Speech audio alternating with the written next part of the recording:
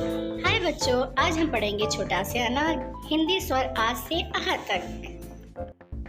आ से अनार, आ अनार, आ अनार। आ से आम, आ आम, आ आम। ई से इमली, ई इमली, ई इमली। ई से ईख, ईख, ईख।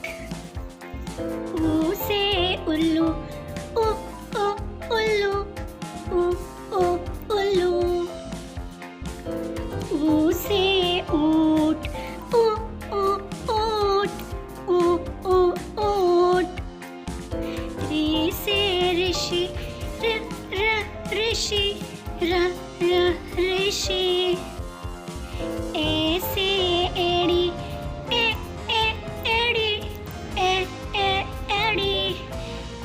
ए से ऐनक, ऐनक, ऐनक।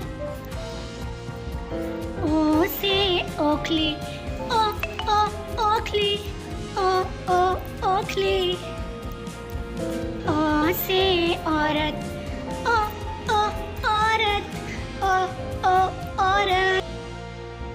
अंग से अंगूर, अंगूर, अंगूर।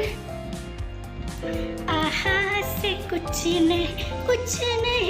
नहीं। बोलो बच्चों, आहा से कुछ नहीं। Well done. Please like, share and subscribe.